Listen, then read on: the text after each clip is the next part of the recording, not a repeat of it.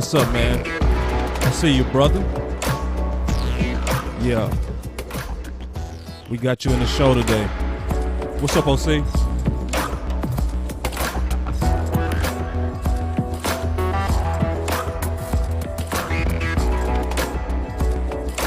Yo, what's up, Nick? See you, my brother. Straight out of Carter High. Let me see who else in the building.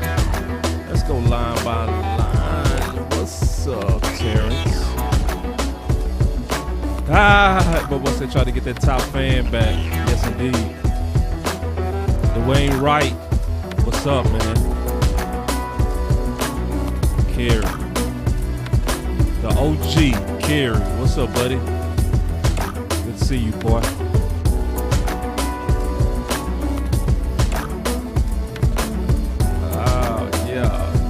Yeah, we go lay that on the map for sure. I'm chilling. The OC with us. I just don't see him right now. But he coming. What's good, C? Riker. Oh, yeah. Riker say I spy the blog. I can't wait to see it. Yeah. We gonna talk about that too. Maybe not today. We gonna talk about Kennedy. What's up, man? My boy Keystone in the building. Yurt. Yurt. Yes, indeed. Yes, indeed. If y'all don't know, that's my boy Keystone, the draft killer.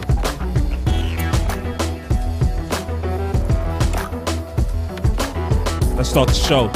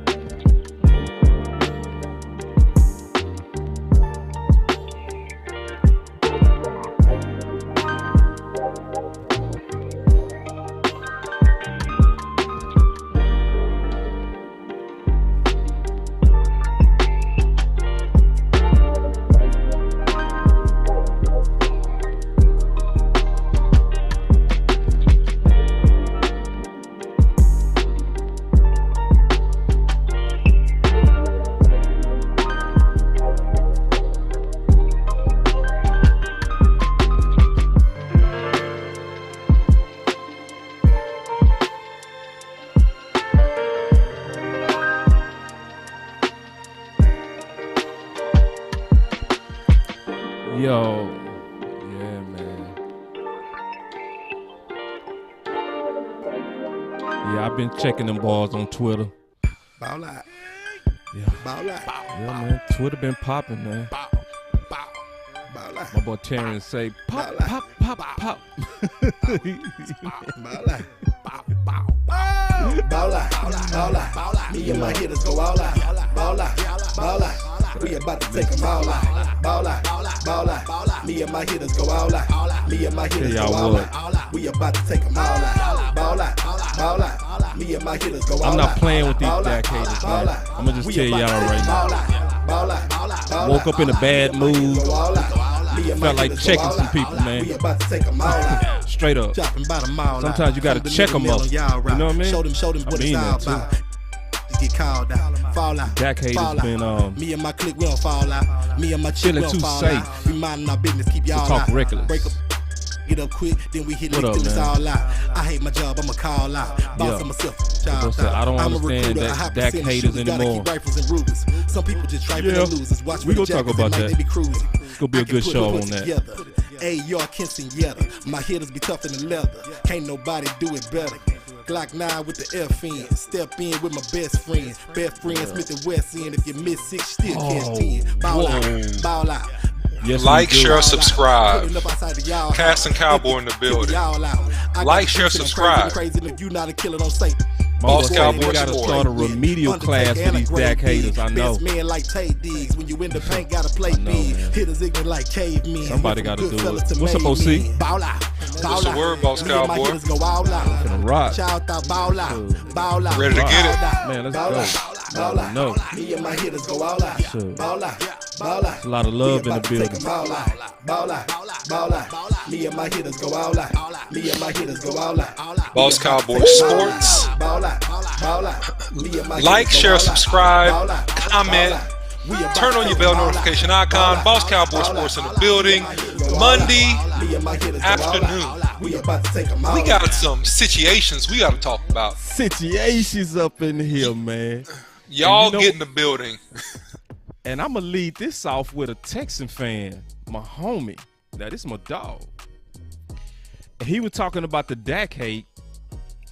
And, you know, this is a Texan fan. He can care less about the Cowboys, you know. But as an observation, just keeping it real, my boy Eric came in and said most of the hate is coming from Cowboy fans. No doubt about it. So I've been at war today. All right? I've been at war today. I said something because I was just keeping it real on my Twitter, just feeding it content. And something I said just hit home to a lot. I've never had that many people share and like just a simple statement that I said. Before we get into that, my boy Brian in the building. What's up, my hitter? What's going on? What's up, Brian? How you doing, baby? Yeah, but it went down today, man. So it sparked something in me. Because the last time I was sparked, we did like 200 subscriptions in a day. So y'all know when I get mad, I guess people like me mad. OC, what you got to say? You play better mad. You know what I'm saying? You like me. You play better when somebody has irritated you, said something to tee you off. So look, I'm excited to get into the content, man. I know I play better mad. You know what I'm saying? I definitely play better mad. So I mean, look, we got a lot of nonsense that's still floating around in the atmosphere, and we just want to talk about those things in light of some comments and in light of a couple things that were shared today. And you know, I was on a Twitter handle, and I know Boss Cowboy's more active than me, but trust me, I see your messages, I see your comments too. So yeah, we just gonna get into it, Boss Cowboy. I don't see any more reason to delay. Let's just get right in. All right, let's go. So it really all started from just a very simple thing that I said. All right, it's real simple. It's nothing complicated about it. I was just making an observation, right? And I just put it out there because I believe it. You know me, OC. I put it out there because I really believe it. I said, we get in the ring. I said, how many athletes work harder after the payday? This leading by example will become infectious to his teammates. I will want no other QB even over Mahomes. So I said that, rolled over, went to bed. Woke up to a bunch of shares on that, to a bunch of views on that. But was tripping me out, it was a bunch of anger about that. Like, we got fans that really get mad and want to defend the honor of outside quarterbacks. They get upset for somebody having optimism and somebody we should have optimism on. Yeah. Well, listen, man. I mean, here's the deal, man. The success and the failure of Cowboy hinges primarily outside of the offensive line, offensively, on the shoulders of that guy that people had bad comments about. That would be Dak Prescott. So we just paid him $160 million. So I'm confused. I'm befuddled. If you are a Cowboys fan, why would you be anti-Dak? I don't understand. I don't get it. And here's the thing: outside quarterbacks, that's like defending the beauty of a woman versus your wife. It's like, hey, thank you. You better. If your wife tells you she looks real good, don't she, baby? Yeah, but she don't look better than you. Right. That's the right answer. So I'm giving Damn. y'all the right answer. Y'all don't know how to deal with etiquette and protocol. No, so let man. me give you the right answer. You don't say, yeah, baby, she sure is fine. See, that's not what you want to do. Okay, Yeah, man. trust. You don't want to have that response, right? You want to be complimentary of what you have. And Dak Prescott, and you know, we were breaking down and kind of watching a little bit of film. You shared some stuff with me earlier, Boss Cowboy, Right. on some of the things that made Dak Prescott great. Pat Mahomes is a generational great talent, right? But here's the deal. We have Dak Prescott, and in terms of the Dallas Cowboys, and in terms of this team, and in terms of this culture, and that's the key word, the culture of the Dallas Cowboys. Nobody in the league, in my opinion, is better suited to thrive in this situation. And I'm almost done with this rant, but this is starting to irritate me a little bit more too. Man, because all of the quarterbacks that got paid before Dak Prescott, woo, we can examine that. Well, one of them just broke his foot. I'm sorry, he needs to have surgery. He was going to be the next great thing. He got traded to the Indianapolis Colts. His name is Carson Wentz. Okay, Carson Wentz. All right. He broke down already. We called him a China doll too, Boss Cowboy. We called him China. And not only is he fragile mentally, he's fragile physically, which is a real bad combination. Okay, now he's gonna be out until probably October, coming back from a foot surgery. All right. Then wait a minute. We had Jared Goff. Oh, he got paid too. Well, what happened? They sent him into NFL purgatory. They traded him to the Lions. NFL purgatory. You heard me right. Well, some people will call it NFL hell. All right. Then who else did we have, Boss Cowboy? I mean, you know what? Forget it. I'm gonna stop right there, Boss Cowboy, because I can go on and on for the next 45 minutes, and I ain't gonna even do that. Go ahead, Boss Cowboy. Well, all right. I'm gonna show you better. I can tell you. I'm gonna show y'all a live Twitter as it's going, because it's going. It's been going all day. All right. So this is my Twitter. All right. And so just look at, no knock to Jordan, because I'm cool with his opinion. He don't mean it in malice. I can tell the spirit of his opinion is cool. Let me make it bigger. I'm not mad at guys like Jordan, right? Because Jordan said, think your way off here. Mahomes is the best QB in the league. I love Dak. Everything about him is awesome. But if someone offers me a straight-up swap for Mahomes, I'm taking Mahomes.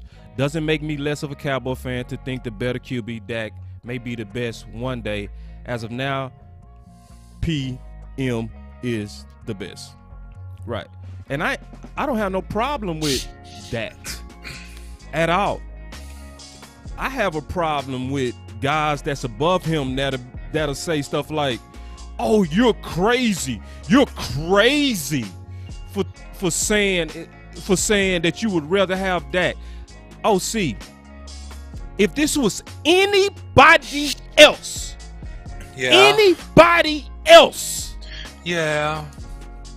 that did this the first 3 weeks, that did this, we act so stupid and weird over the green grass on the other side. Yeah. You got a lot, and you just got a lot of boppers out here, Boss Cowboy. Thank you. I mean, you just got a lot of boppers, and you got a lot of fandom followers without credence and credibility. And Pat Mahomes is great. And what I'm about to say is not to take away anything from Pat Mahomes and his greatness as a quarterback. Like I stated a few minutes ago, he's a generational talent for sure. But let's take a deeper dive on what made Pat Mahomes a generational talent. Okay? And these, by the way, are none of the advantages that Dak Prescott had coming into the building. Okay? Preach. What made him a generational talent was, he came from a spread offense. So he got with the perfect head coach that was adaptable and that looked at high school and college film and tried to implement those concepts into the NFL every year. Okay? He had that type of coach. Okay? So that offense was adapted to suit his strengths, which caused him to get off to a good start, throwing routes that he was comfortable with, giving him the same type of cadence, giving him rollout passes, similar things that he had a lot of success with at Texas Tech. Okay?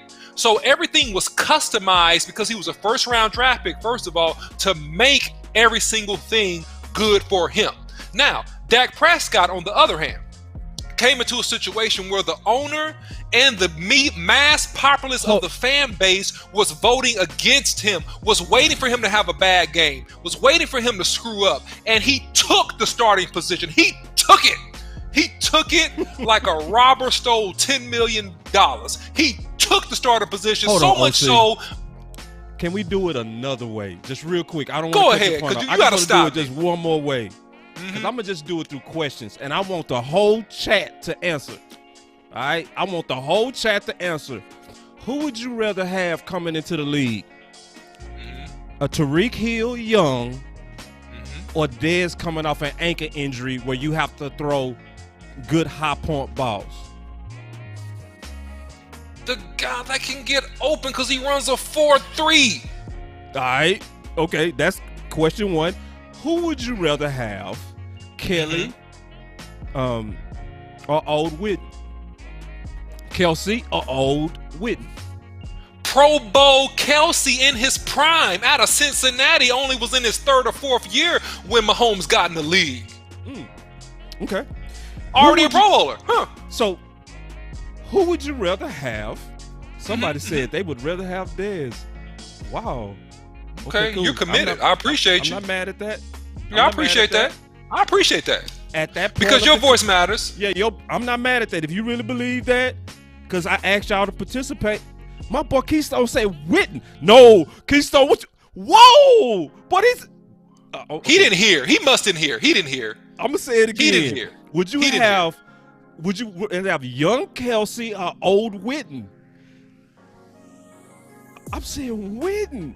Okay, I'm cool. Okay, cool. That's your opinion, though. Your voice matters. Your cool. opinion. Your opinion. Cool. All right. I wouldn't. I would rather have Hill, Tyreek Hill, as my weapon coming in as a young quarterback, right? And I would want to have a security blanket that's young and that's a stud that's gonna give me 1,000. Kelsey. That's just me. Okay, and look, we don't look. I'm a twist what you're saying a little bit, Boss Cowboy, because and I'm not trying to get off the point here, but this actually feeds into your point. Tyreek Hill was better statistically than a Dez Bryant. Okay, Kelsey was much better statistically speaking. Let's forget about opinions. Statistically speaking, they were just much better than an older Witten. So regardless if you see it a different way based upon your preference, the productivity of those players was far superior. Just saying. Okay, let's keep going. What would you rather have? We still talking to UOC, because I like how you was breaking it down, but I want to just switch it in question form, because you was telling the facts, but I just wanted to just switch it in question form. That way everybody could participate. Who would you rather have, Andy Reid and Eric Bieniemy, or Jason Garrett and Scott Linehan?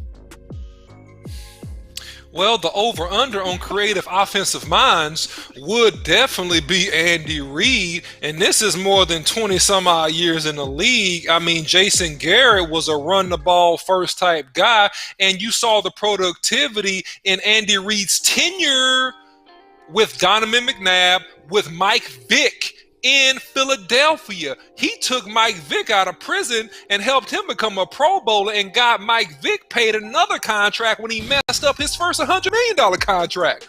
He took the Philadelphia Eagles very, very deep into the playoffs. I believe they had one Super Bowl appearance with him, but they always got consistently, when Donovan McNabb was in his heyday, to the NFC Championship or pretty close. Even with Mike Vick, he did those things. Eric Bieniemy is the guy that he's the most hated on offensive mind in the NFL, because he actually should have an NFL head coaching job based upon his productivity. And I don't know what it is about him, but any other guy with his productivity and his relationships, and also the production he's got out of no-name running backs, thank you, would have him being a head coach today. But for whatever reason, I guess he don't play politics well. I think that's a knock on him. He don't play politics well. It ain't that. He's a fiery coach. Well, because see, that's gonna take. I know where you're going. It's not even that. I'm not thinking race. I'm thinking what they saying about him. We ain't got to get into that. Yeah. But my whole point is that any other guy with that type of resume would have already had a head coaching job. So the over-under on talent and just, even if you have a preference, right? Let's just talk about productivity, right? Because we talked about offensive coaches. So offensive productivity with those two versus the two we had over their tenure and career has been superior. Right. Sorry. Hey, and we missed the super chat real quick. I want to recognize it. It came from the Ninja. He got his shirt. He got the Boss Cowboys sports shirt. Thank you and shout out. He was the first super chat. We obviously appreciate all those super chats that support the channel, and that's why we're able to bring you the content that we bring. It's because of support. So don't forget, as y'all kind of getting into this content, to, if it's in you and on your heart, donate to the channel because it goes to the cause of building content. All right, I'm not finished though. No, listen, I was done. The over-under, it doesn't matter about preference, man. The productivity of the Kansas City Chiefs coaches versus what we had in Jason Garrett and Scott Linehan, it was superior. And my boy Nick said, I said, and he talking about race. Yep. Race definitely has a factor in that, bro. Yep. Definitely. Yep. It does. But I didn't want to go down that path, but yeah. We can go down that path. This is our channel. We can do it. Okay. But at the same time, because we go talk about that too. Yep. Because see, but this is the deal. Before we even go down that lane, I want to talk about, see, if y'all remember when I did this big rant, I told y'all the thing that I hated the worst on the Dak, because I did a video and y'all loved it. If y'all want to go see Boss go off, I was mad. If you want to see me go off, go watch the video I did on the top 7 Dak Prescott lies debunked. All right, go check it out. Number 1 on the list that I started with was Dak walked into a perfect situation. I hate that one. I hate that one the worst. That is the biggest lie that a lot of Cowboys fans believe. I'd be like, bro, did you see what happened to Joe Montana and Steve Young with a quarterback controversy? Both of those guys played bad. Now, we talking about 2 Hall of Famers dogs, but we discount the fact that Dak had Romo breathing down his freaking neck. Like, that was easy. Oh, that was perfect. Oh, just having a dog like Romo, you're 10, chipping to get in, waiting on any mistake. Oh, just tune that out. Tune that out. That's easy. Going to my question. If you are the quarterback, would you rather have Romo breathing down your neck, or the organization very clear that they running Alex Smith out of town for you? Well, Alex Smith just retired. They ran him out. So they 100% did. So what damn pressure have Mahomes ever had like that? So when people look at it and say, boss, how can you pick Dak over Mahomes? Mahomes has never been mentally tested like Dak. Never. So I'm looking at it, OC, and I'm like, I appreciate the talent of Mahomes. Oh, because see, this is what I want. See, because this is what I hate, OC. You said this one time. I hate unjustified cockiness. You know what I'm saying? I heard you say that one day. Yep. And I got a track record that I want to show. Just a little one, okay? Because I know what I'm dealing with Mahomes. This is me. I was actually trolled for saying this about Mahomes. So I know what I'm dealing with. I said this a long time ago, before he was drafted. I said he's a Favre, Aaron, and Carr arm talent all day. And you know now, OC, when I say arm talent, I'm talking about the arm angles, being able to throw off platform, being able to throw off your back foot, and all that kind of stuff. That's what I was talking about, right? And people forget, when Mahomes was coming out, they was calling him a project. I was saying, what in the world are they saying? I got all the evidence of everything I was saying. I said he like Aaron because he doesn't have to set his feet to be extremely accurate. He makes accurate throws at a moment. I said Favre because of his playing style, because he's a gambler.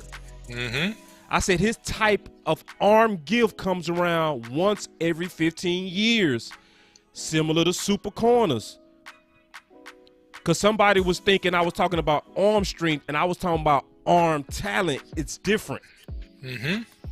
So I know what I'm dealing with Mahomes. I know the talent that he has. I know that he has more arm talent than Dak. And let me give a quick analogy to help the fans understand this, okay? So when you talk about Josh Allen, you're talking about arm strength. Right.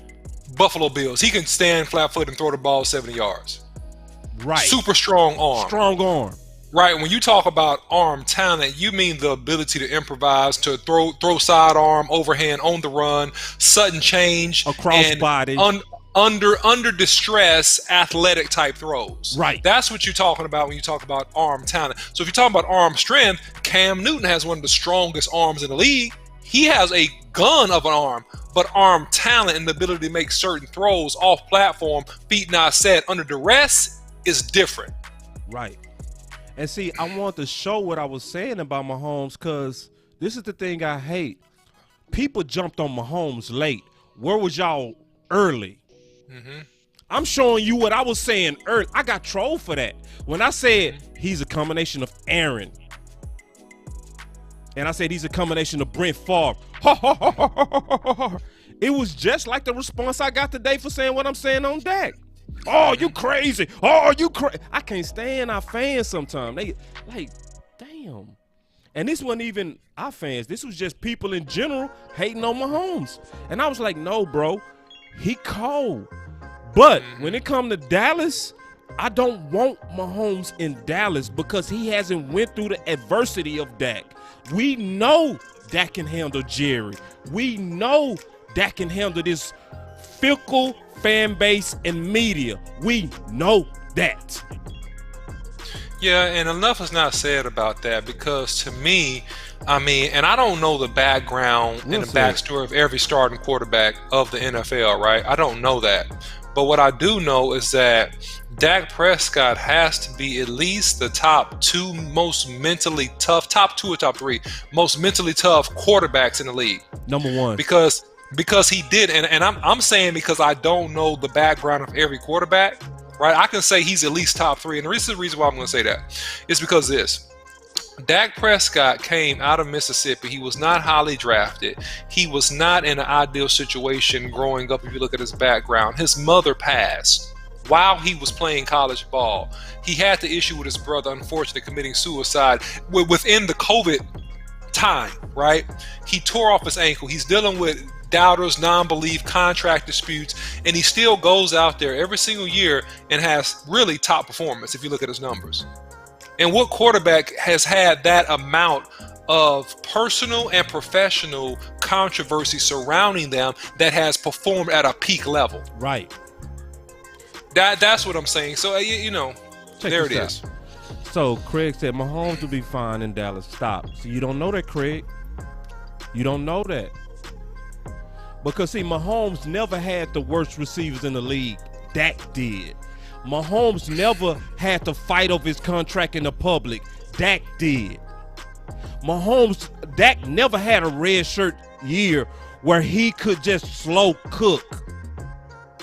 Dak had to go out there instantly. We just always assume, because we see people going off in true perfect situations, that they would just do it in another situation. My number one quarterback this year, for the same reasons, was who? Go ahead, say it. No, remember, because I shocked you with it. But real quick, before I answer that, because I don't want to forget this, I want to go back to Steve's comment real quick. He said that Mahomes would be okay, right? In Dallas, yeah, Steve, I agree.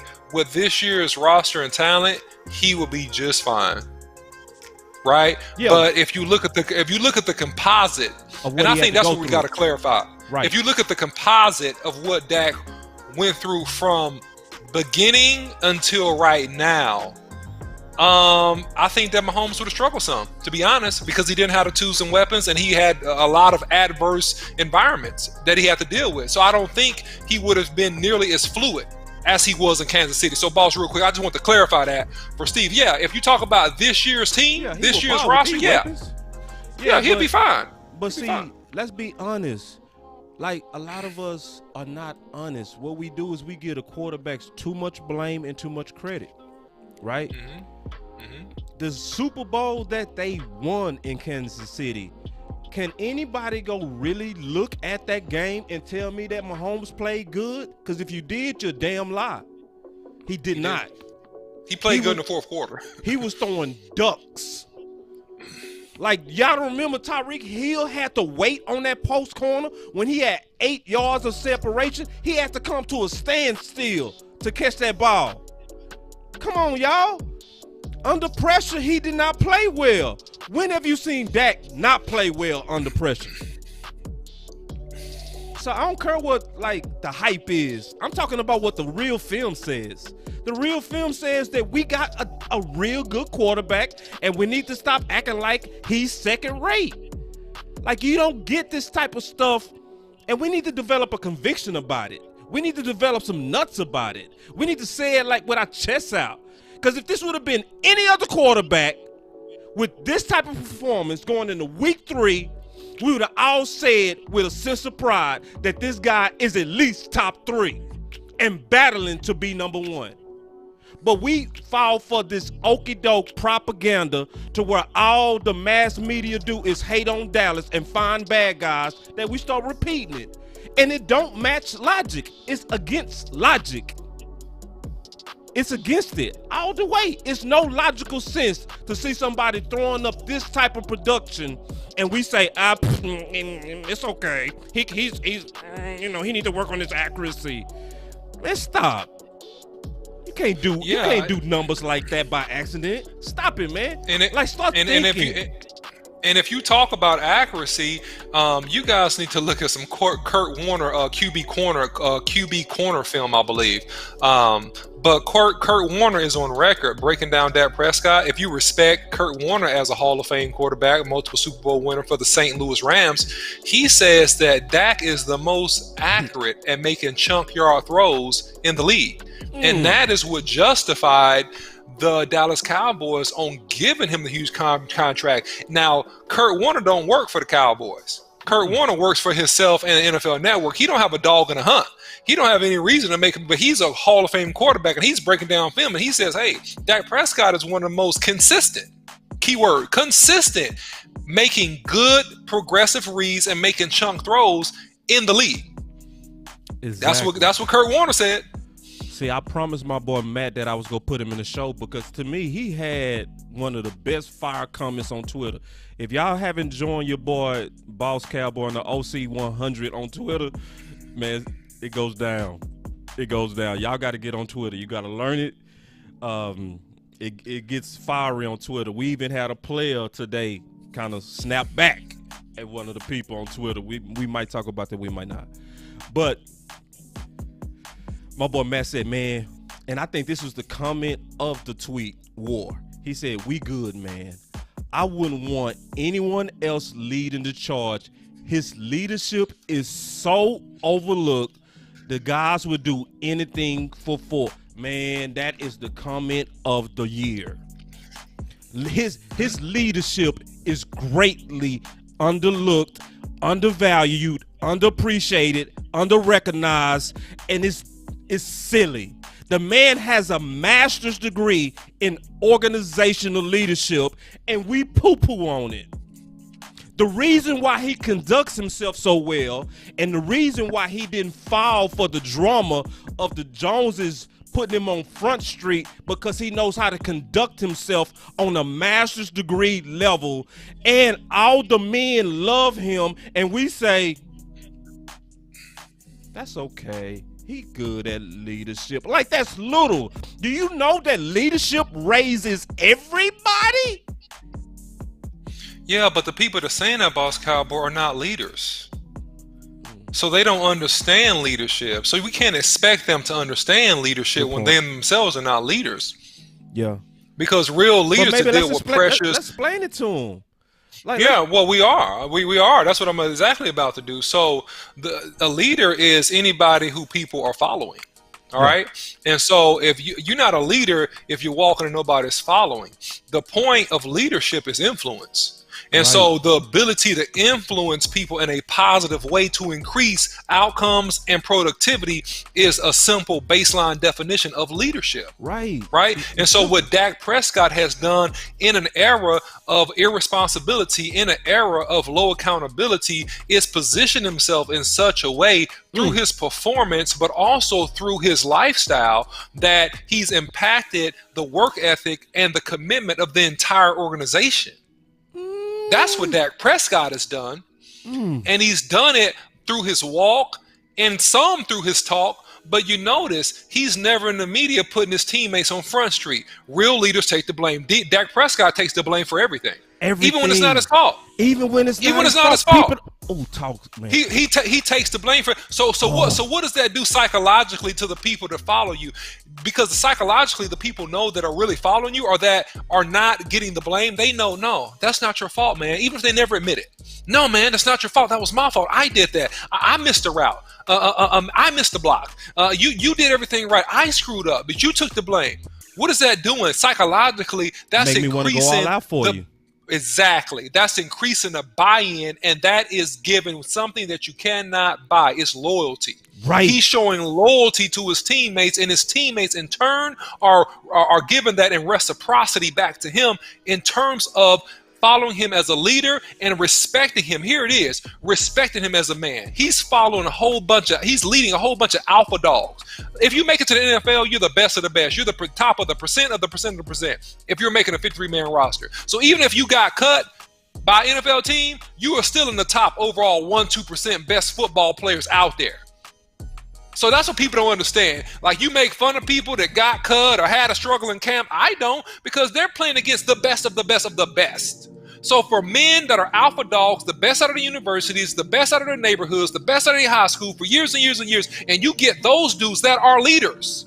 You are leading leaders to follow you and influence billionaire owners to respect your leadership, that every time they talk about you, they cite you being a leader and how important that is. That is next level leadership, and it's something that cannot be overlooked. And it is overlooked, OC, and it's greatly overlooked. It's actually looked at like, he's a good leader. No. That's why I'm saying I want him over Mahomes. I want the dude you can't lead. Go ahead. You can't lead unless you have premium performance. Excuse me. You can't lead. So what makes your leadership effective is your production, baby. So he couldn't lead if he was a third stringer. Do you not understand that? Yeah. He couldn't lead if he was a mediocre quarterback. Do you not understand that? He couldn't lead if he couldn't be counted on to produce wins in a clutch for his team, which he has. He would never be considered a leader. Right. So the production is what put him in position to lead. Right. Real quick. 5 minutes left, Boss Cowboy. I'm resting my case. All right.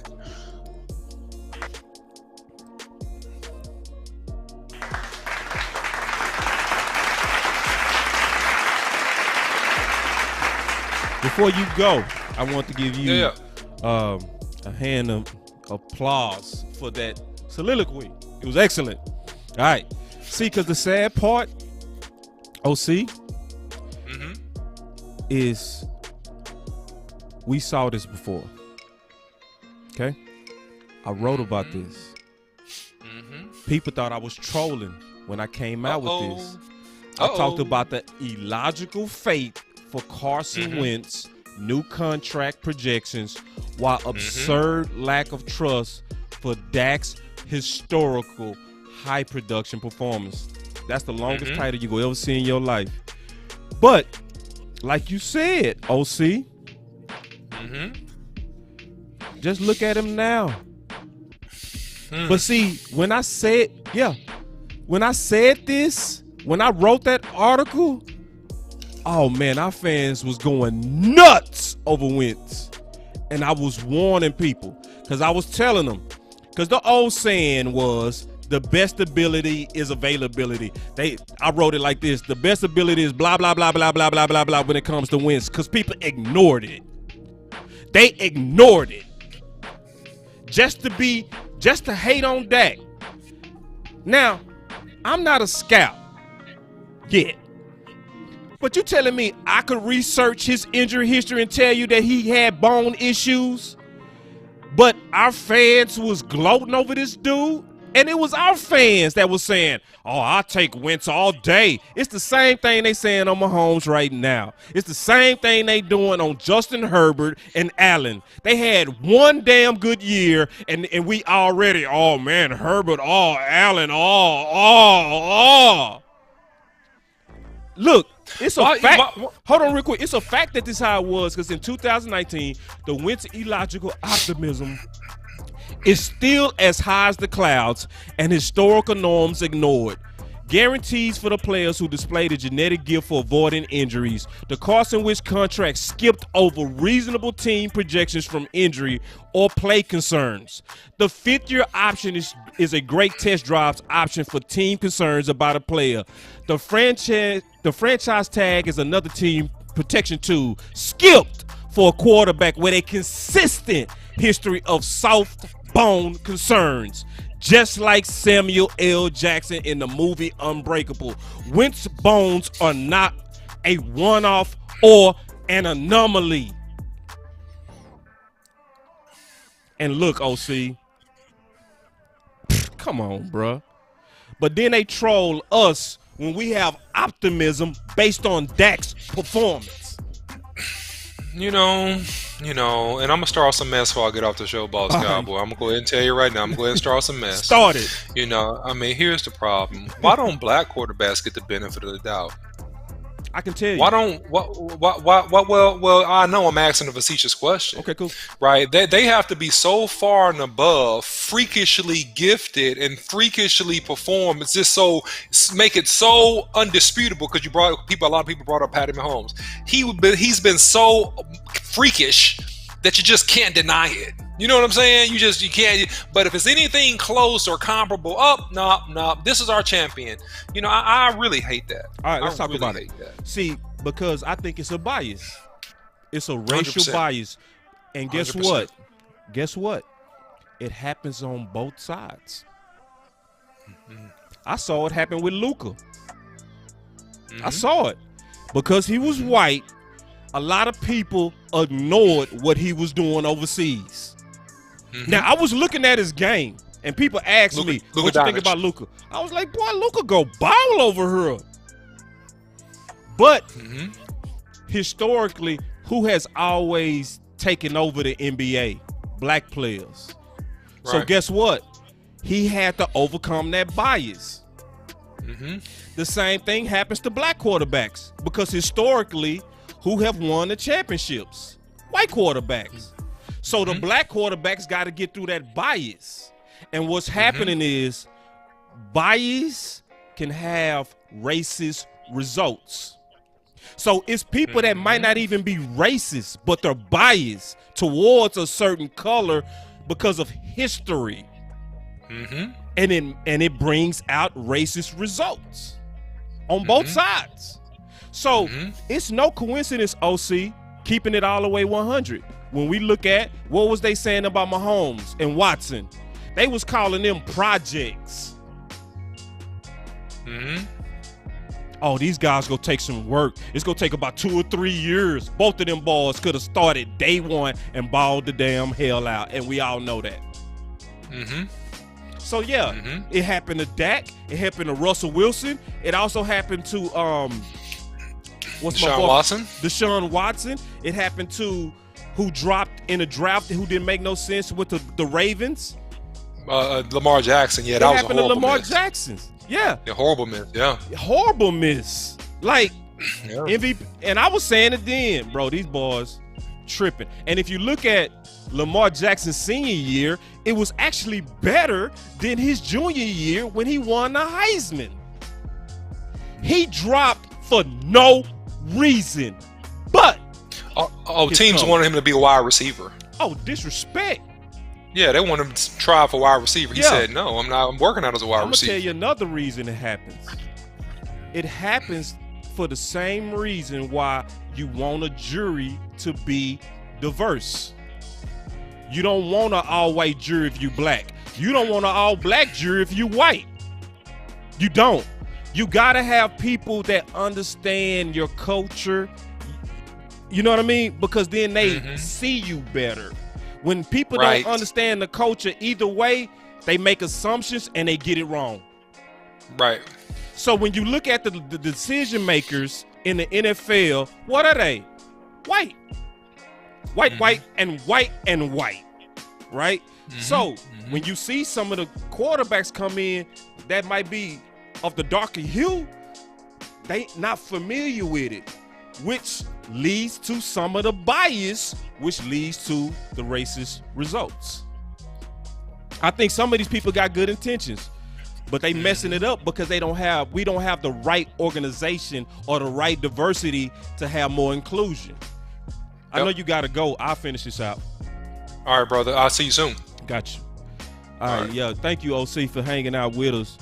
But I don't think he finished on a negative note.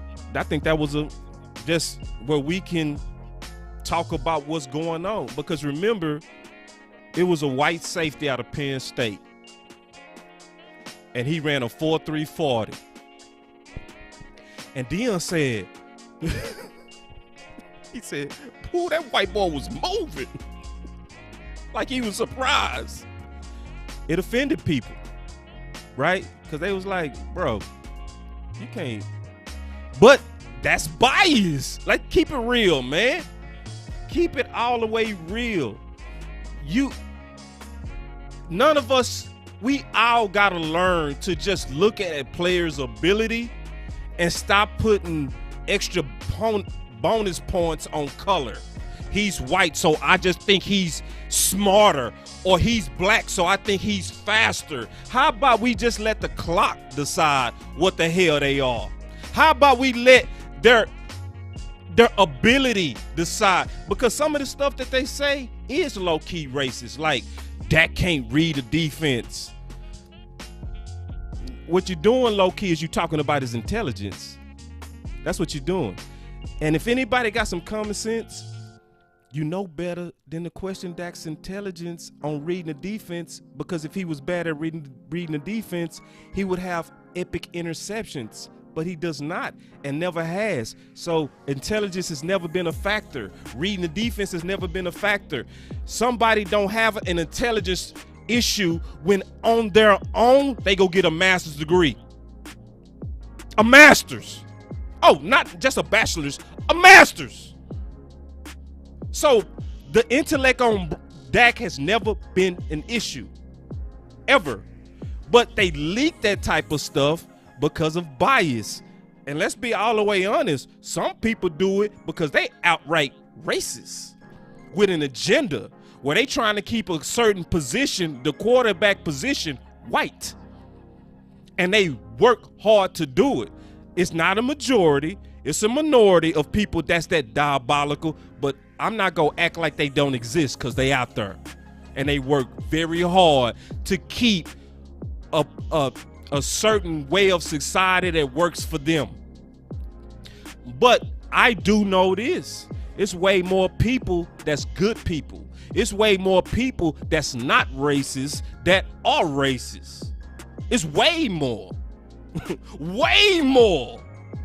But what we can't do is we can't let the racists and the idiots and the dummies be the loudest.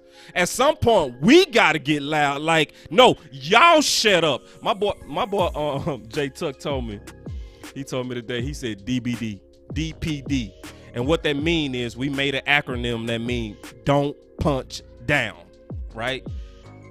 I was like, not today. I'm punching today, bro. Today, I'm going to let them have it.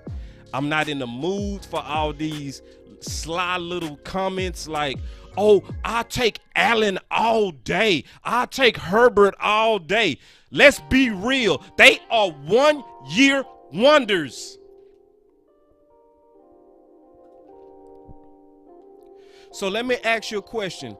How in the world do you say Dak gotta earn it after 2016? But the same people just ready to pay Herbert and pay Allen. See, let me show you how suckerish some of our fans are. And I meant what I said. Suckerish. Suckers. All right? And I'm sick of it. That's why I told Jay Tuck, not today, fam. I'm letting them have it. I'm not going to be nice today. Because, see, we can't let them be the loudest fools in the room. Hell no. No, at some point, the smart people got to raise up over the fools. That's in our politics. That's in our football team. You can't let people hate on Dak for free. Give them some business every now and then. I'll be a good Christian, boss cowboy for the next month. But for today, I'm finna let y'all have it. So check this out. This guy on Twitter called me out, calling me a casual because I wasn't super co-signing Allen. And he's such a coward. When I gave him the facts, he deleted his comment, calling himself a Cowboy fan. No, sir, I got something to say. You deleted your comment, but you was ready to blast me out loud on Twitter in front of the world. But when I said, no, you a casual, you ignoring the garbage Allen first 2 years, not just garbage, hot ass garbage. I didn't. Anybody who really know football knows Allen had a strong arm. And his accuracy came on later. That is the truth. And we go give him credit for his development. But acting like Allen came in day one looking like Dak is a damn lie from Cowboy fans. I mean, I don't feel like it today. This is similar to, you know how it is. Sometimes you wake up and you just feel like fighting. You be like, look, man, I worked 13 hours. I'm kind of tired. You know how it is. You wake up sometimes wishing somebody would. Yeah. You know what I'm saying? Sometimes you wake up like, I wish you would. I wish you would. That's how I am today. Because I don't feel like it, bro. Listen, when all of us see Dak by himself, bro, the whole field is empty. It's nobody out there but him. And Dak is sprinting. This is the leader. This is the guy who already got the bag. He could take it in. He could go chill out. Everybody would understand. But instead of that, Dak internally was pushing the hell out of himself. That's why I'm putting it on record and I'm saying Dak leadership will bring Dallas a ring.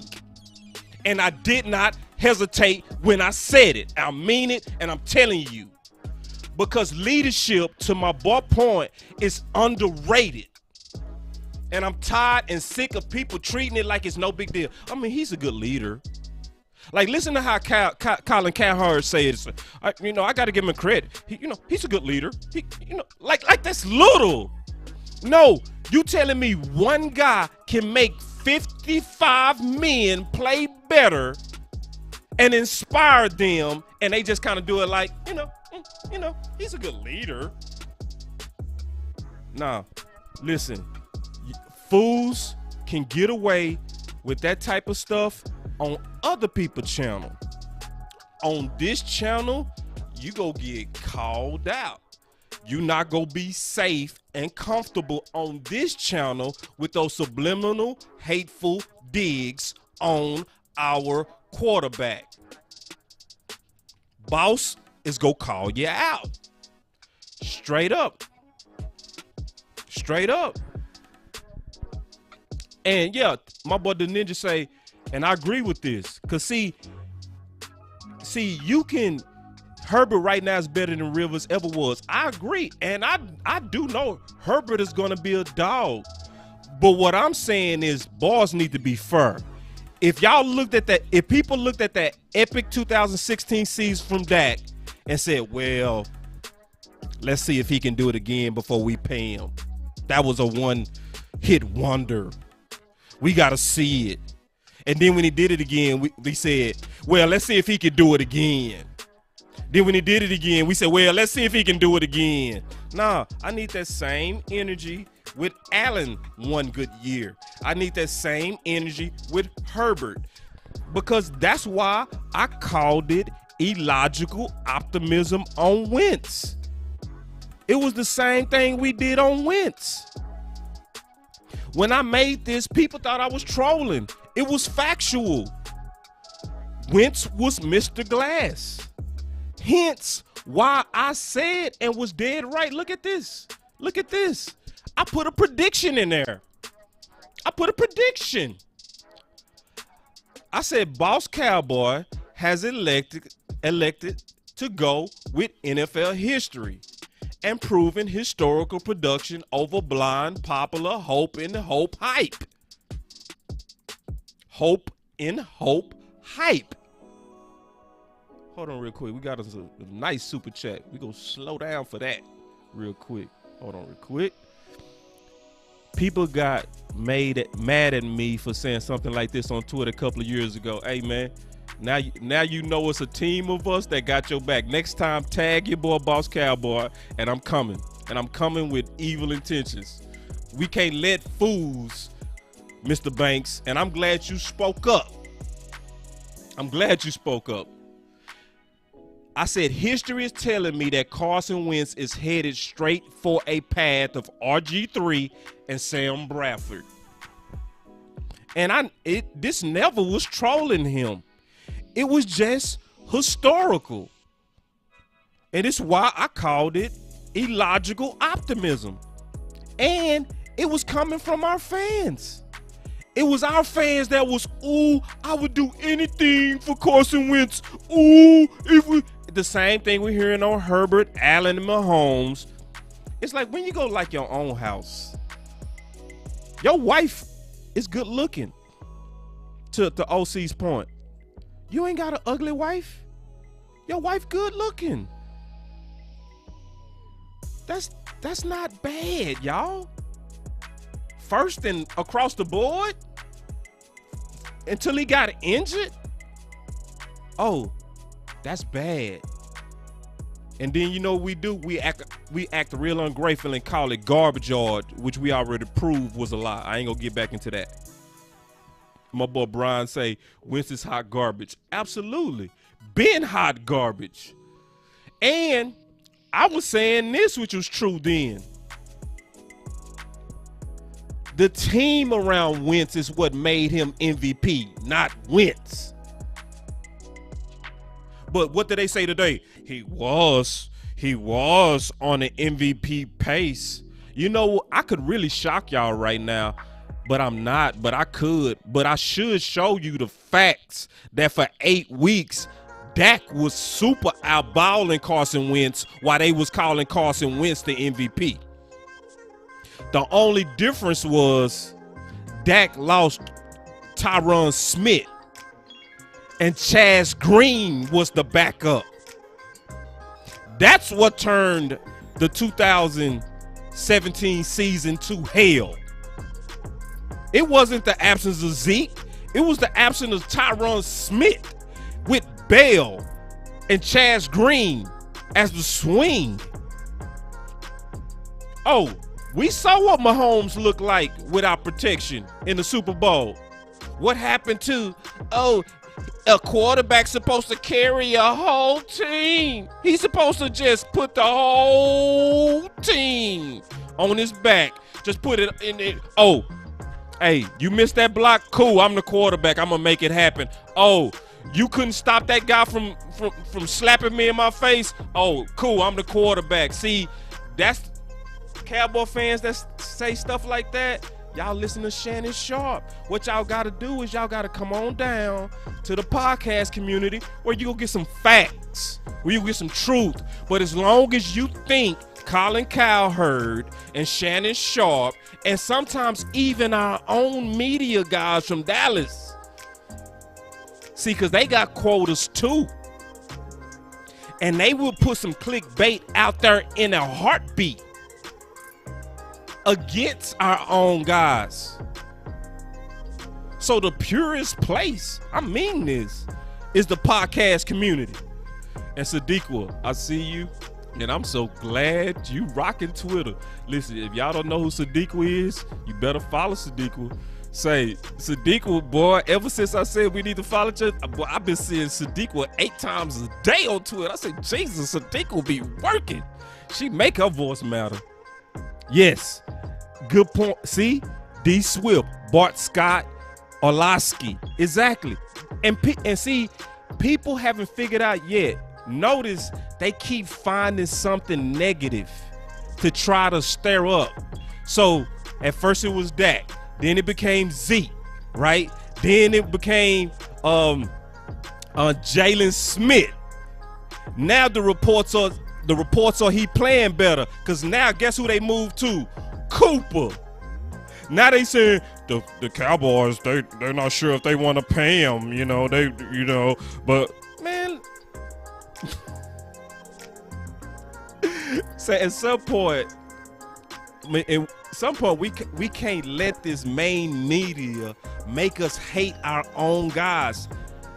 Like, I'm gonna tell you, one of the main things that made me and Everson Walls hit it off when I talked to him at the airport. This is when he was like, man, I can rock with you. We was talking about the media, and he was like, man, these boys would literally try to tell you to not believe your lying eyes. Dak would come out there number 1 across the board, number 1 in tight window throws, number 1 in top 4 in deep ball accuracy. All the metrics would say he's a top 5 quarterback. And the pundits will say, his leadership is okay, but he's not accurate. What? Say, man, wait. How can you be top 5 in almost every metric but be, he's not accurate? They basically making a fool out of you. They basically saying your eyes is lying to you. The metrics are lying to you. Trust my lying journalist ass over the truth of what's really going on. Just trust Boss Cowboy on this. If this would have been any other quarterback, they would have been already talking about him as an MVP candidate now. Because if you don't think Dak is a true MVP candidate right now, this is why I put on my Clear Our Views, because I'm going to tell you straight up to your face. You are a fool. When CD Lamb is now truly looking like a potential number 1 right now, meaning you gonna have 2 number 1s on the field when Cooper get back, and Gallup in a contract year, and Zeke down 7 pounds, and Jarwin and Schultz competing for the number 1, and that whole offensive line healthy, and you thinking Dak is go shit the bed with that and not be an MVP at least candidate early, I can't do nothing for you, Jason Garrett, Scott Linehan, Debbie Downer fans. I don't have time to live in the past. I can look at the tea leaves of where we are right now, and it's not even drinking Kool-Aid to say we should be real good. So, I mean, it was important. Hold on real quick. See, Rika in the building. She mean this too. I want y'all, see, listen, because I've done this. I want to show this super chat because it's epic what she's saying. Mute the mainstream. I do not listen to any of them at all. I don't turn it on. I don't even turn it on. I'd rather create the content than to pause in my mind with trash propaganda content that's only being put out there to stir my emotions and likely make me hate the guys that's fighting for my interests. It's because of the mainstream media that a lot of people hate Dak and Zeke and Jalen. And guess who the new target? Cooper. Y'all just wait. Y'all just wait. If Cooper even missed one game, they gonna make a story out of it. And because everything is looking real good right now, they fishing for stories. They just fishing for stories. Who can we create drama from this week? Who can we, Nah. That's why I tell y'all all the time. We strive to be loyal here, not devoted. Cause if I want to play that game, I could tell you right now the formula to get a whole bunch of fans real fast. If I wanted to get a whole bunch of fans real fast, all I would have to do was stir up controversy on Dak and Jalen. People would come in here by the droves to just hear somebody rant against guys that the media been just ripping apart.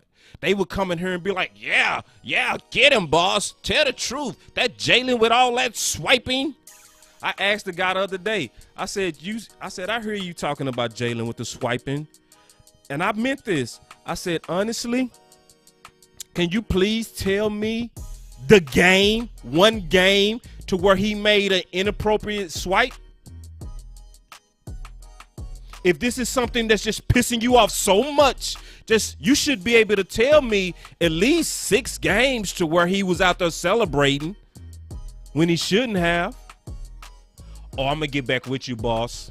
You going to get back with me. Just like the guy that deleted his comment.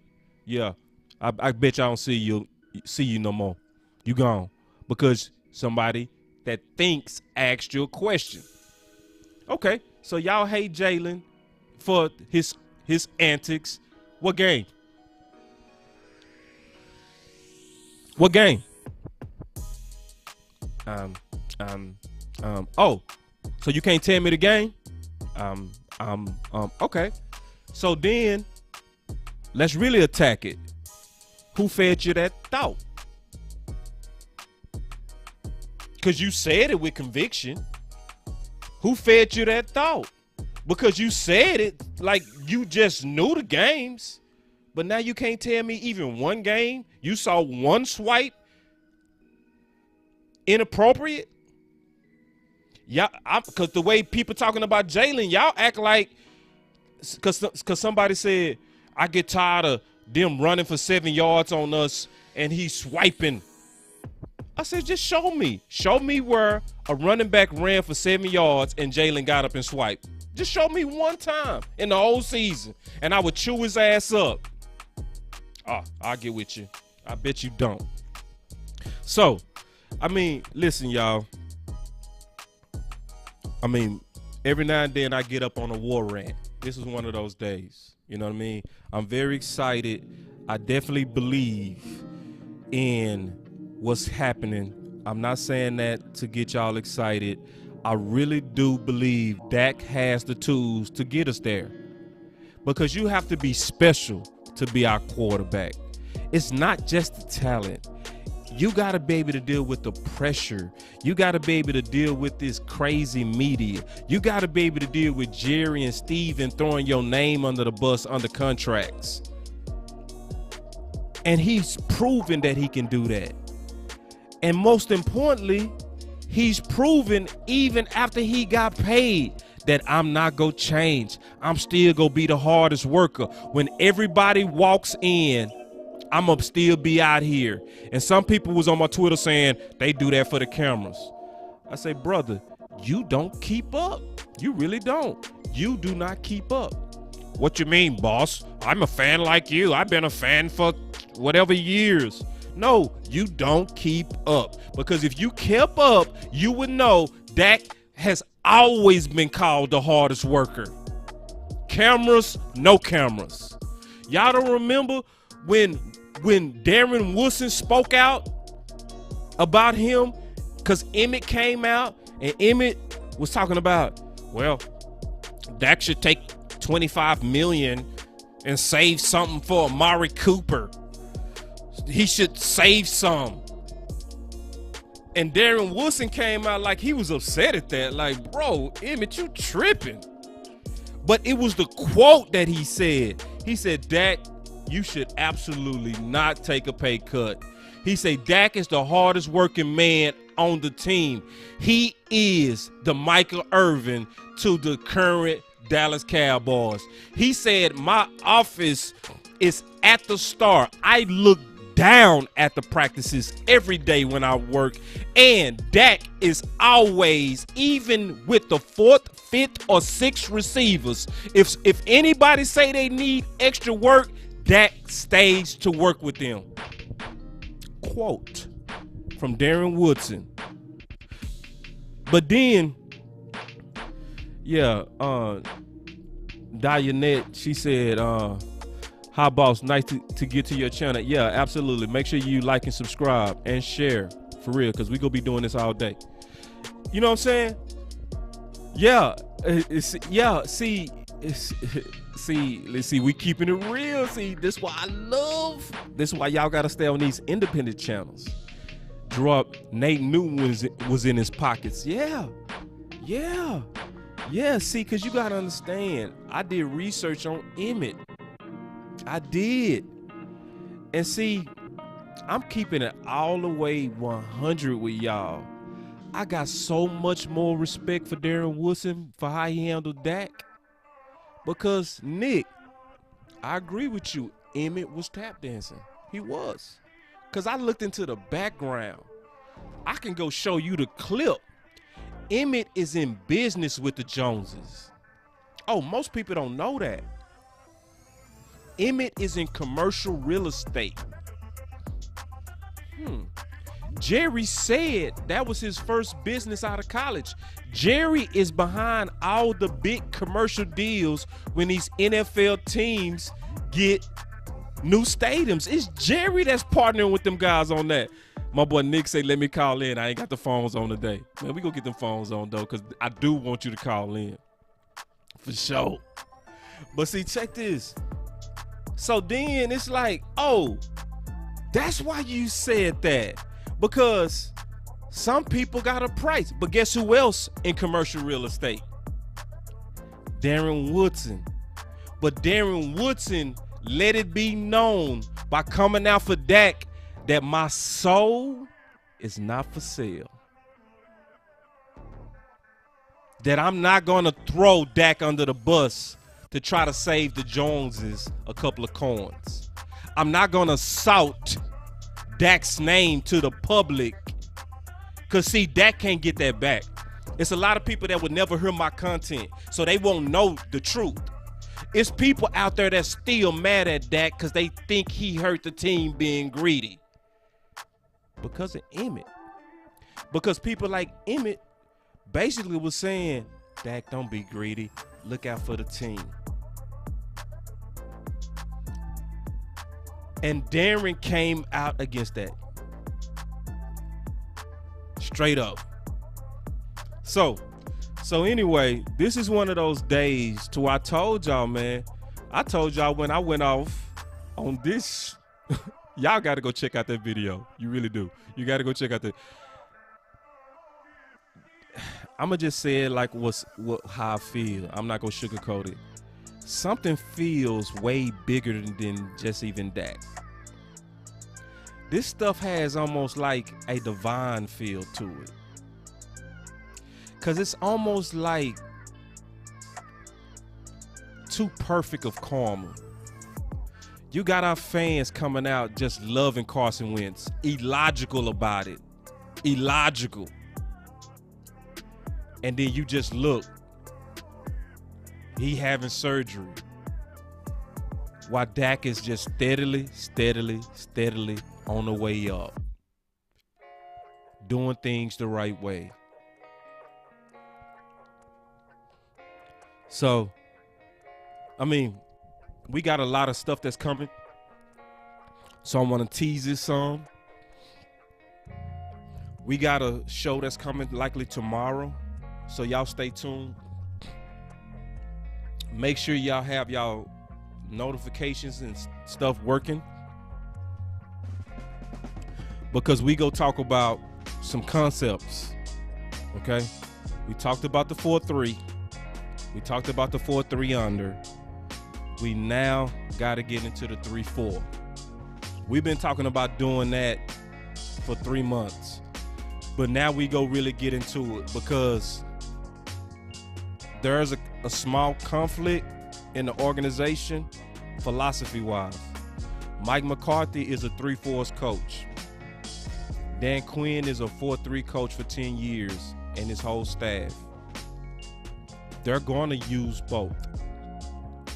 I'm believing that it's going to be a majority of the 4-3 and the 4-3 under. But they go roll out in that 3-4. So what I'm going to do, what's up, J Tuck? Hold on real quick. With my homie in the building, man. I always try to acknowledge the other content creators, man, when they pop in. What's up, boy? Hey, real quick, my boy J Tuck, he was like, don't punch down today. I was like, nah, Tuck. Today I'm fighting. I'll be a better Christian tomorrow and for the rest of the month. But today, I wasn't letting them make it. So anyway, so we go get into that. And we have some more content that's coming that's going to be concept related. Because if you watch our videos, what should happen is you should come out a more knowledgeable fan. You should see the chess pieces better because a lot of the game is chess and it's not just talent. It is also chess. And we like to also bring that out to where you can see it. All right. And then we take pride in that. We do consider ourselves an educational channel. We really do, to where we really like to educate. We also got a lot more film breakdown coming up. So we got a lot for y'all to go ahead and subscribe to. Alfonso, what's up, man? I'ma always say what's up when I see you in the building. The only way I won't say what's up to you, brother, is I didn't see you. Hey, yeah, J Tuck, I had to get him, bro. I know you saw me let off on that dude, but sometimes, and I've been saying this, and I know, listen, me and J Tuck got a pact, and I broke the pact. We literally talked about this hard. We said we will not punch down, meaning some people are not worth fighting with because we have growing brands and we have to be very conscious of how we come across. But every now and then it's like, I cannot let you fools be comfortable. I can't let y'all just come in here and just spit on my quarterback for running sprints and going extra. I'm not gonna let it happen. I'm just today, Tuck. Just today, I will be better tomorrow. But today, And every now and then, I do want the people that are just obnoxious haters to feel the wrath of real Cowboy fans. I mean, feel it too. I want to make it to where they are uncomfortable to say foolish, disrespectful stuff. Not just against Dak, against anybody. Because there are real fans in the building like, what you say? What you say? Boy, you would get boxed out here. Like, I want them to feel the wrath of people who really love this team. Not people that's using this team for attention. Not the Romo coat people. I ain't talking about Romo supporters because it's a big difference. It's Romo supporters and it's the Romo coat. The Romo coat hate Dak. They would never love Dak. They looking for any bad throw so they can take a screenshot of it and then go mess with real Cowboy fans about that. Then obviously you got the racists. It's some people, they just racist. They never say exactly what they are, but they either, I always say it like this, remedial, where they just don't even know no better. They got played by the media. So they got hyped up by Shannon Sharp. I got you. I'm going to be patient with you. But the racists, I'm going to dunk you on your head. The Romo coat, I'm going to dunk you on your head. I'm going to let you know y'all won't be safe hating around me. No. Now, and those who like to use the Cowboys for attention, I'm going to dunk you on your head. You not going to say on my Twitter, because I said I would take Dak over all the other quarterbacks. Oh, you'll take him over Mahomes? What are you smoking? Oh, really? Oh, really? Nah. Man, don't go to my Twitter. Y'all gonna say, man, boss, you crazy. I was like, listen, man, y'all boys can, listen, all you boys with the pom-poms, go cheerlead for Mahomes. I have numerical reasons to easily say without contradiction that there's nothing wrong with preferring Dak to lead your team. Stop with this I can't use that word. Stop with this bopper mentality where there's some major reach between Mahomes and Dak. It is disrespectful at this point, and bosses go check y'all for that. I'm just telling you. I'm checking you.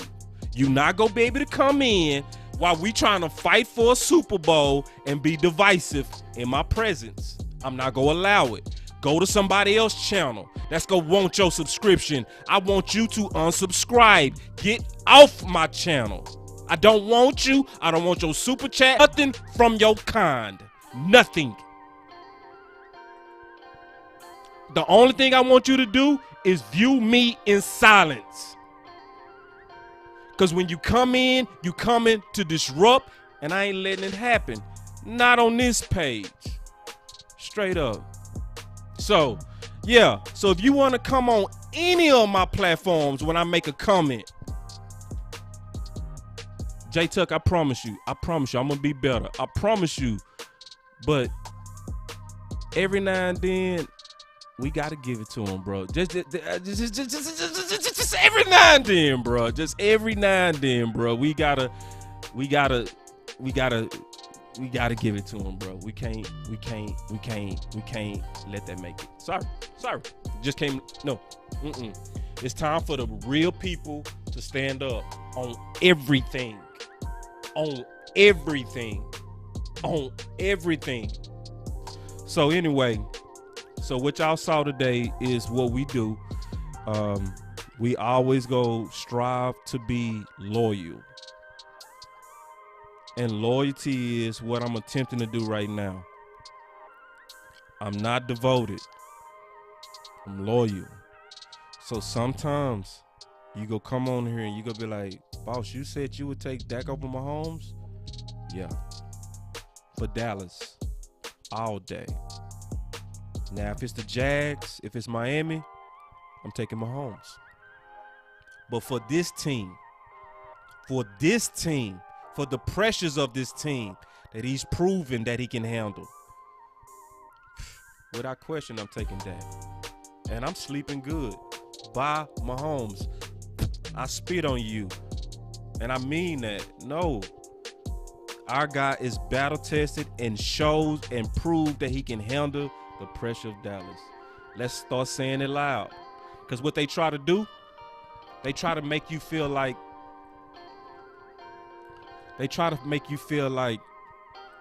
you incompetent.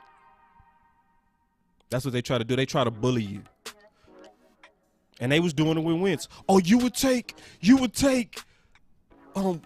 Dak over Wentz, boss? You're a fool.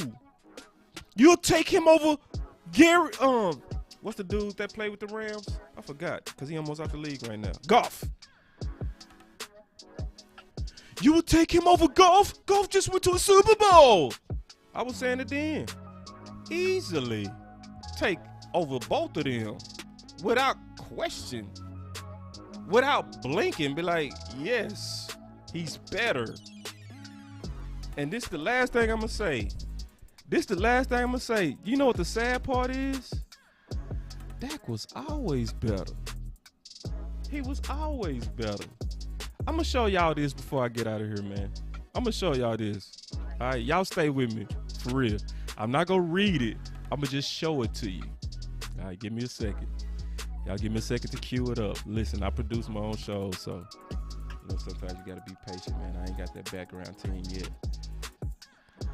But I'm going to show y'all this because this is real. All right. I'm going to just show y'all, and I'm going to duck out of here. All right. This is from my blog page. Now, my blog page, it takes a little while to load. So I'm going to be making some upgrades to it, so y'all be patient. But I just want to show y'all all the stuff I talked about. I talked about the leadership, the education. I talked about quotes from Dak.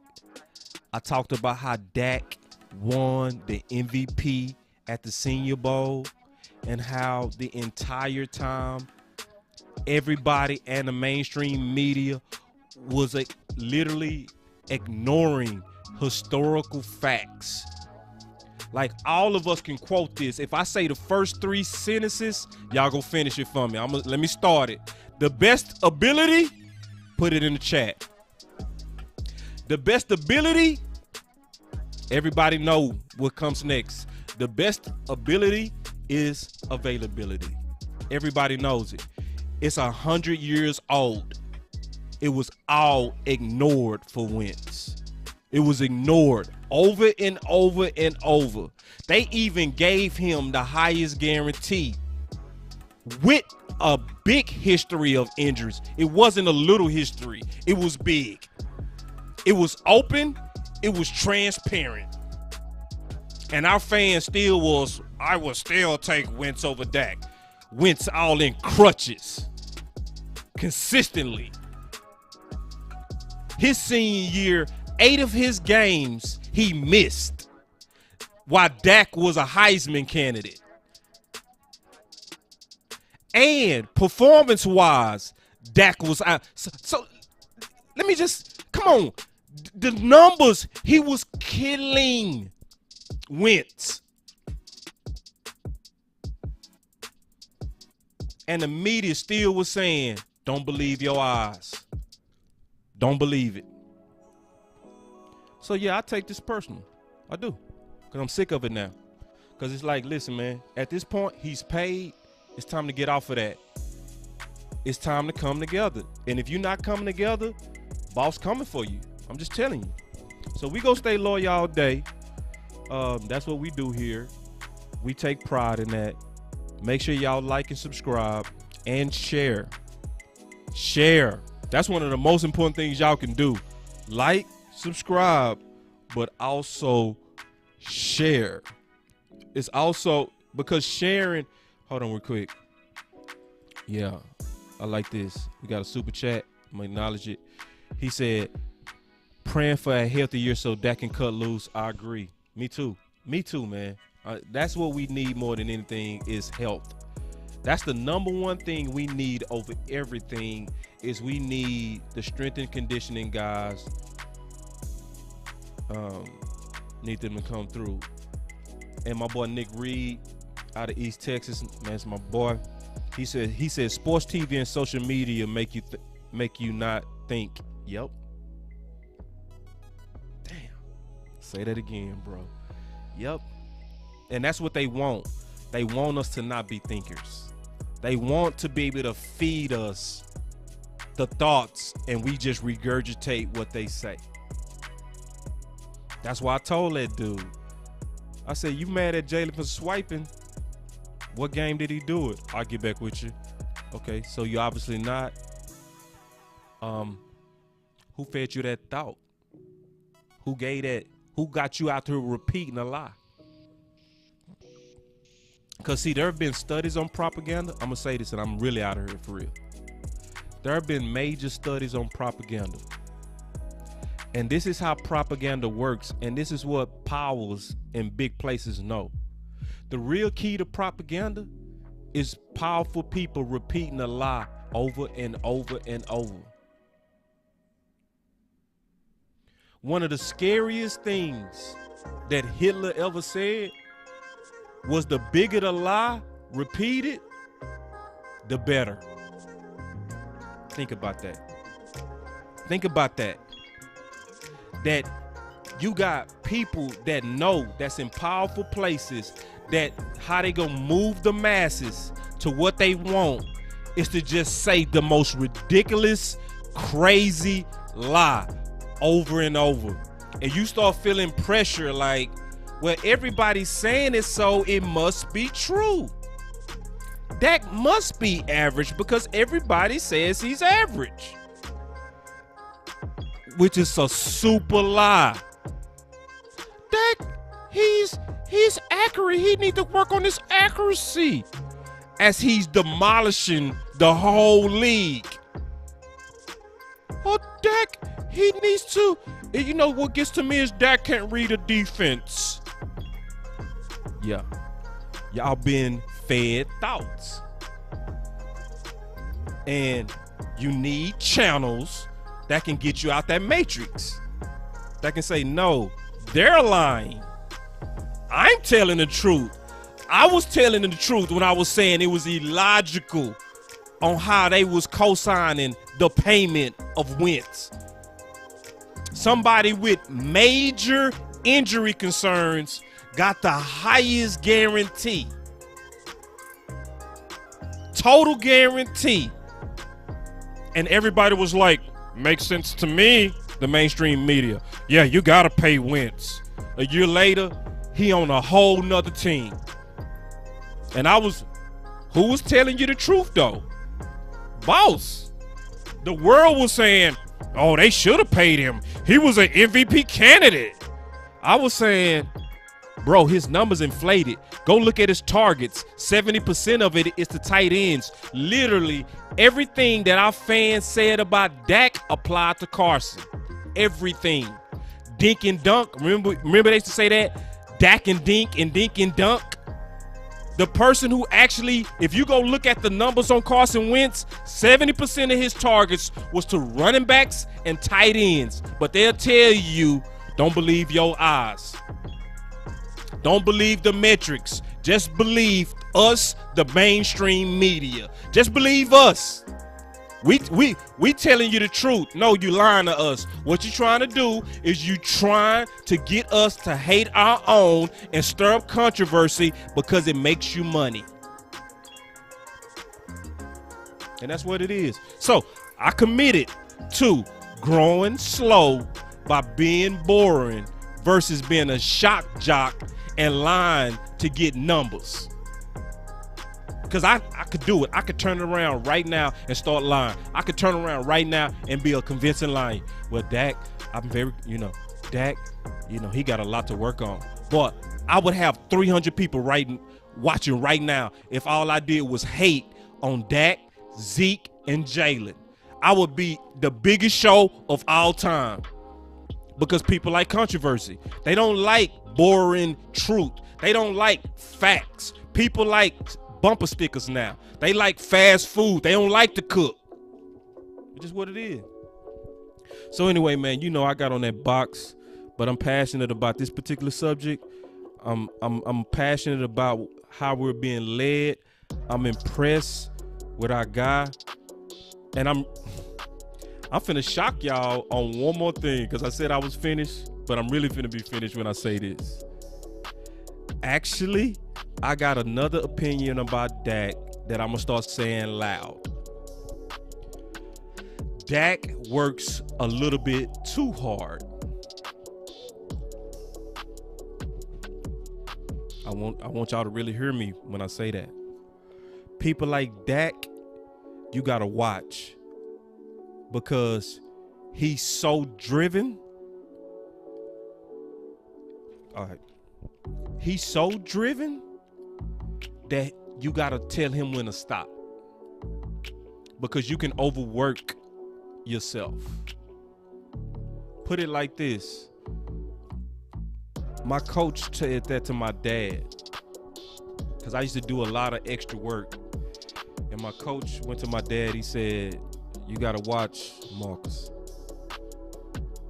He'll get injured because he overworks. I was thinking about that today, because I've been putting in crazy hours with the content that I do, with the way that I make money in my insurance agency and all the other stuff that I do, putting in 14-hour days and doing content every day. So I said, you know what? You got good money in the bank. Take the day off tomorrow. You can't say that about Dak and don't do it yourself, boss. And somebody really need to tell Dak, rest is also production. Some people really need to hear that. Rest is also productive. You know what I'm saying? Like, I'm cool with you working hard, Dak, but I also want them to monitor when they need to pull them back, because they in training camp right now. They coming back to Dallas. When they come to Dallas, that's when bosses go be at training camp. The first time I was at training camp and I saw Dak and I was looking at him, I told my boy Anthony Turrell, who got a fire big Cowboys group, all right? I called him. I said, bro, Dak used literally every second working on every part of his game. I watched him. So when everybody came out, right? Normally before practice, you go get with your boys. You might do a little drills here and there. You go, go chill, maybe rest your legs. Immediately, Dak was doing this. Hold on, let me show you. Loosening up his shoulders. Then the Dak dance. I saw that way before it went viral. He did that. He was by himself, going hard at it, right? Even when Jason Garrett called them up for the team huddle, he was throwing balls to guys all the way till he got to the huddle. He used literally every second of practice working on his craft. And I saw it and I said, this dude is the hardest working dude out here. I said, it's no doubt. Like, I watched every one of them, and the guy that never stopped working was Dak. So it does offend me when people say, oh, he running sprints for the camera. Oh, so you think he built that field in his backyard for cameras? You don't think that's passion? So when some people have, like, when they driven like that, this is what you go hear on this show that you probably not gonna hear nowhere else. So I'm waiting on somebody to start saying we pulling Dak back. We slowing him down. Because guys like him, listen, y'all, he wants this for the city. He wants this, y'all. He working it like he's working because it was his dream since he was 4 to be the quarterback of the Dallas Cowboys. I heard his daddy do an interview about Dak. He said Dak walked into the room with him when he was 4, and he said, Daddy, I'm going to be the quarterback for the Dallas Cowboys. He said he was feeling depressed because he was dropping in the draft until Dallas drafted him. He said he instantly felt better. Meaning the millions he was losing millions that he earned. I want to be clear on that. He should have been a first rounder. Then people be talking about when he had that DWI. Baker Mayfield had a DWI and went first overall. This man was the Senior Bowl MVP, and he knew he earned it. A Heisman candidate, and he was losing millions. And said, I didn't care about the millions as soon as I heard where I was going. So we got to be careful with that. Dak need to be managed smart.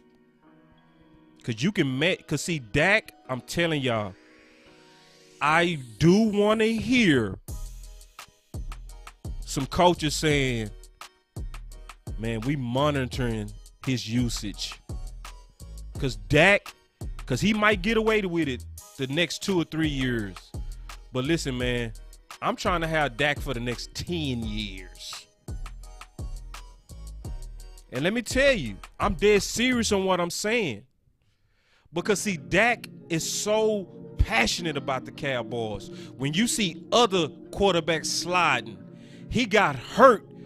Let's be real, because he was doing too much. Come on now. This is being loyal. You got to recognize loyal speech when you hear it. He was doing too damn much. Just like I used to get mad at Zeke for hurdling. That's doing too much. It's good for TV. It's a horrible risk on your health. Dak, he needed to slide. If Dak slid and understood, stop the stiff arms, stop all of that. You had the first down, slide. Now Dak be out there like, no, he play with his heart. People like that, you gotta literally shake him like, bruh, that was dumb as hell. So he'll get it. Like, I love your passion, but bruh, slide. What the hell you doing? That's what I want to see out of the McCarthys, Kellen Moores, even out of Dak himself. Sometimes, Dak, less is more. That's what a real homie go say to you. Straight up, the real homie go tell you that, like, say, bro, slide, chill. You a target. They trying to kill you out here. Straight up. You look at Russell Wilson. All he do is slide. Once he get past the chains, you're not touching him. Murray the same way. As soon as he move the chains, you're not touching him. And my boy Kevin said, and I agree with this, I think this is a good comment. I like this one. And I agree with this. His brother Tad, gotta tell him, yeah, it gotta come from somebody close. It gotta come somebody that that can shake him up, like, bro, I love your passion, but sometimes less is more. You know what I mean?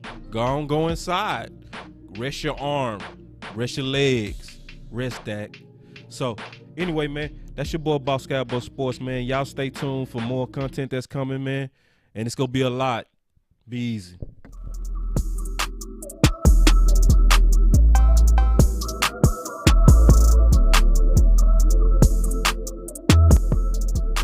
Boss Cowboy Sports, where your voice matters.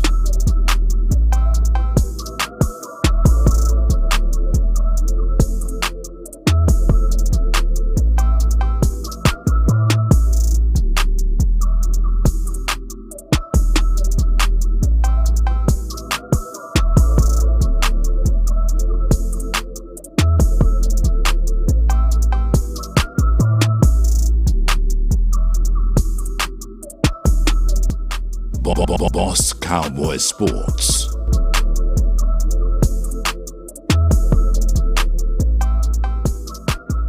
Shout out Sean.